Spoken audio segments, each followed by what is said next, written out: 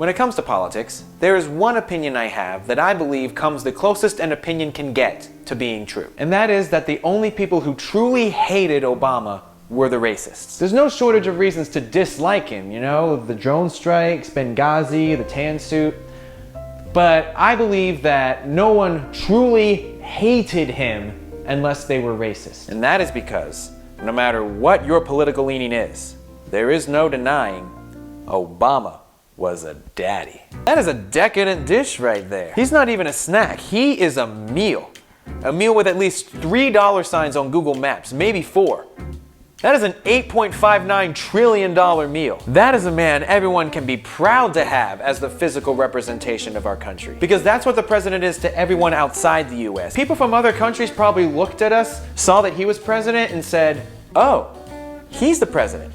America must be doing pretty well. Look at that smile.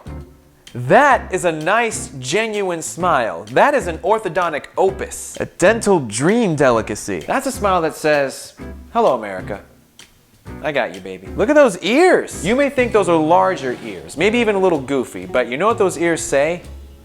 I listen. Sit down on the couch and tell me your problems, America. I can just picture myself lying on a comfy couch made of his speeches as he pours me a glass of body armor because I don't drink and he knows me like that. And his ears unfurl, ready to collect every problem and stressor I speak to them. And he makes these problems go away with a glorious aww. While I'm on that subject real quick, I'll move on from looks and talk about his voice.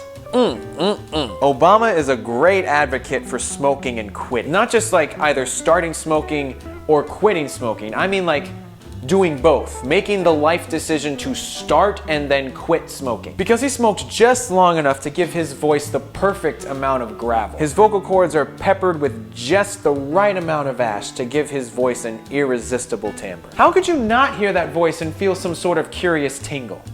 So in love with you. But back to the subject of looks. That looks like a man who just naturally knows so much about you, and not in a creepy way. Like he just looks like he knows how to keep you comfortable, and that he just wants you to be happy and prosperous, and it's just natural to him. I feel like if I went to his house to meet him, I would walk in and he'd be playing Carolina in My Mind by James Taylor, a song that never fails to relax me.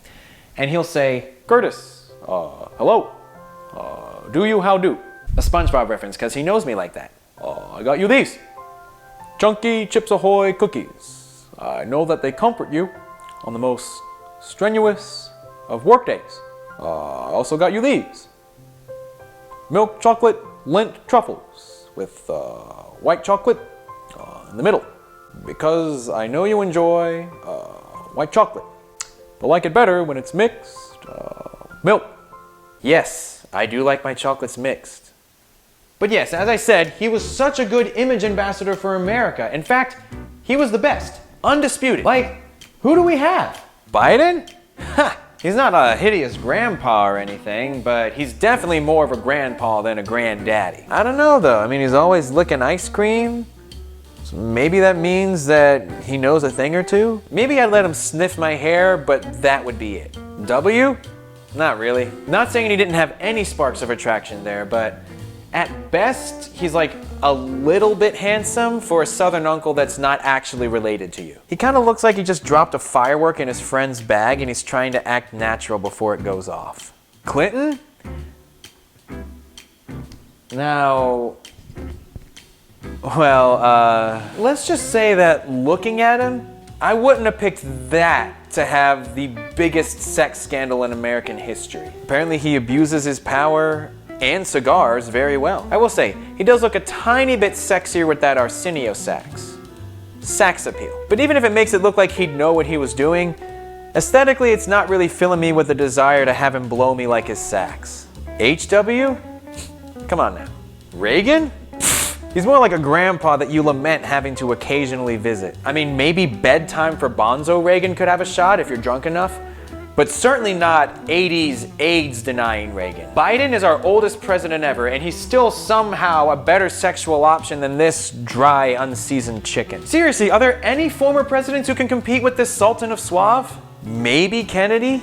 I mean, he was young, charming, charismatic. You'd believe that him and Marilyn could have a thing, right? But I don't know, man.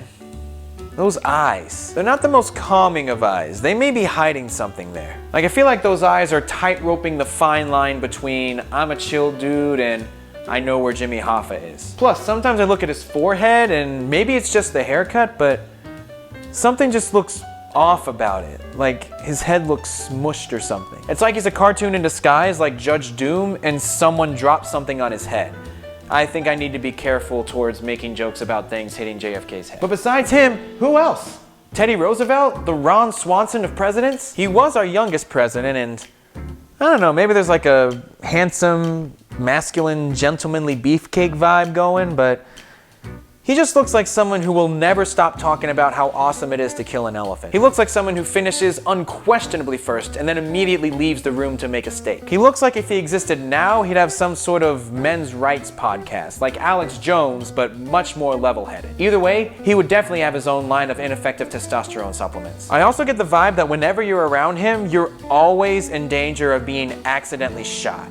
And I don't mean like Dick Cheney accidentally shot. I mean like a genuine accident, like Plaxico Burress shot. Lincoln? Maybe he's sexy in an Edgar Allan Poe kind of way at best. And nothing is more sexy than emancipation and the preservation of a union. But we're being entirely superficial here. So this tall plank of driftwood ain't got nothing on this sturdy log cabin. Our only hope is if that hat is actual size. Like he puts it over his emancipated proclaimer and it goes tip to top. But that's asking a little too much now. Ulysses S. Grant? No, hold on, let's look for a second. He might come closer than anyone. That's a handsome scruffy bear right there. That looks like the kind of guy you base the teddy bear on. Can't imagine why the Ulysses bear didn't take off. But even with this handsomeness, you can tell that Grant is just a boy. And he ain't got nothing on Barack hot damn Obama. That is a man who will satisfy both your physical and emotional pleasures. But you know what really pushed it over the top? What really made me realize how much of a daddy Obama was? Keep in mind, this is all purely shallow, completely appearance-based. Once this infected duck foot showed up, I really missed looking at Obama's face. We went from this directly to this? How do we let that happen? What kind of country are we? How do we go from this delicious dish to this sewage grapefruit? This sumptuous tiramisu to this 3-month-old jack-o'-lantern? This 5-star 3-course meal to this uneaten wing from the bottom of a Buffalo Wild Wings dumpster? I'm confident that other countries saw this and thought the same thing. Oh, maybe they're not doing quite as well as we thought. But like beyond physical appearances, when Trump came along, the most basic qualities about Obama suddenly became sexy because the bar had been lowered so much FDR could have jumped 3 feet over it. Published tax returns. Listening to science. Having a dog. I see you, big boy. Obama, not the dog. A loving marriage. A first lady who does things. No bankruptcies. No cheating scandals. No sex scandals. No hush money to porn stars, you good man, you. Intelligence. Compassion. Empathy. Basic humanity and understanding. Qualifications. Complete sentences. Look, what I'm really trying to say here is, Obama was a political sex guy. And while looks have absolutely no gauge on how well you can run a country or how qualified you are, and your vote should be based on much more than just that, wasn't it nice to have someone who was actually attractive as president? We certainly didn't need to, but you can't deny that it made you feel a little proud. Unless you're racist, in which case you have no right to ever feel proud of yourself. And when people want to say like, oh, did you see how much the White House aged Obama? I raise you this. Did you see him after he left the White House? Oh, yes! Spank me with your birth certificate, Daddy!